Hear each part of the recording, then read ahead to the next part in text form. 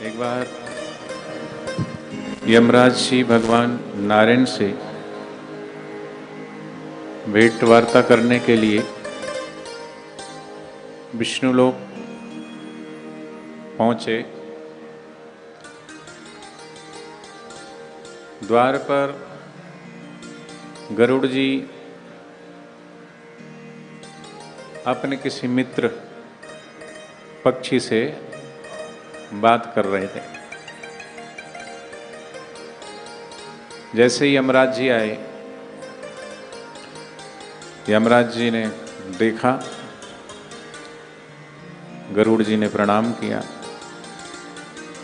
गरुड़ जी के साथ जो पक्षी था उसको यमराज जी ने देखा और देखकर थोड़ा मुस्कुराए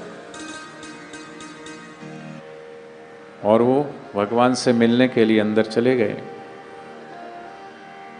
तो गरुड़ जी समझ गए कि मेरे इस मित्र को देखकर के गरुड़ यमराज जी मुस्कुराए, मतलब अब यमराज की दृष्टि जिस पे पड़ जाए उसका काम पूरा हो गया।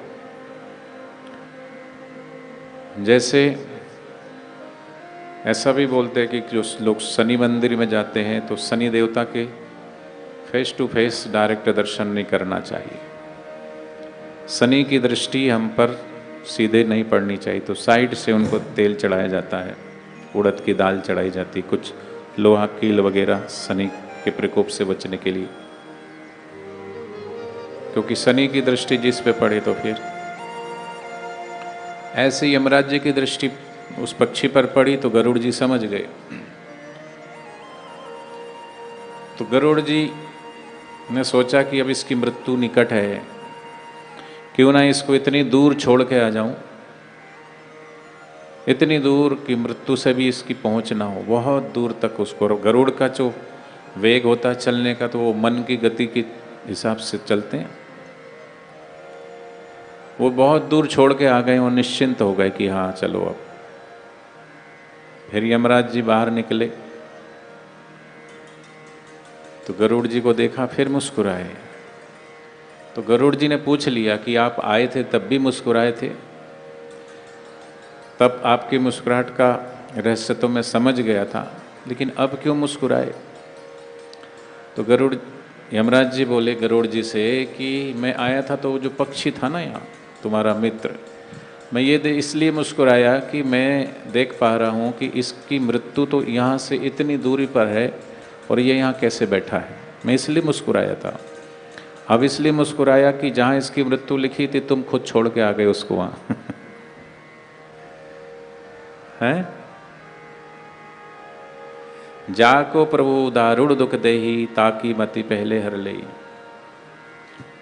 दुनिया में कुछ चीज ऐसी घटती है, वो अकस्मात किसी को पता नहीं होता है।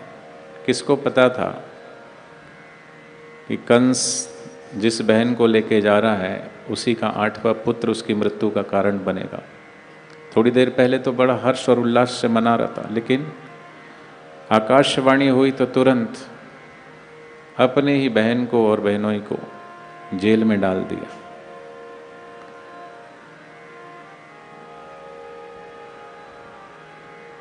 इसलिए बोलते हैं कि जीवन में कुछ समय कुछ घटनाएं ऐसी होती है कि सब कुछ होते हुए भी उस समय है व्यक्ति अपने को असहाय और अकेला महसूस करता है।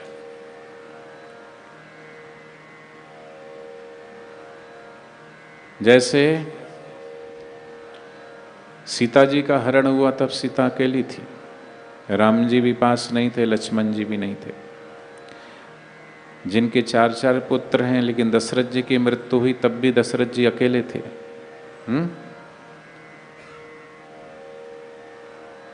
द्रौपदी 5 पतियों की पत्नी थी, कुरुवंश की वधू थी, लेकिन जब संकट आया चीरहरण का तब 5 पति बैठे फिर भी अकेली थी।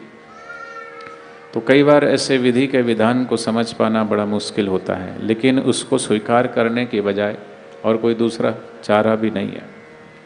इसलिए विधि के विधान को स्वीकार करना। राम जी को जब वनवास हुआ, राज सिंहासन पर बैठने वाले थे, दूसरे रातों रात परिवर्तन हुआ और वन को गए रघुराई।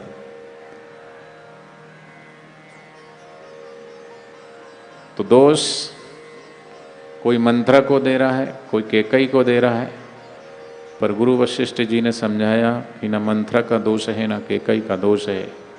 जीवन में कुछ चीज़ें निर्धारित है पहले से ही। मंद्र प्रारब्ध तो पुरुषार्थ के द्वारा पलटा जा सकता है, तीव्र प्रारब्ध को भगवत प्राप्त महापुरुषों के आशीर्वाद से पलटा जा सकता है, लेकिन जो तरतीब प्रारब्ध है उसको कोई पलट नहीं सकता। इसलिए सुनो भरत भावी प्रबल विलय कहूँ मुनिनाथ, लाभ हानि जीवन मरण जस अपजस, ये 6 चीज़ें सब विधि के हाथ है।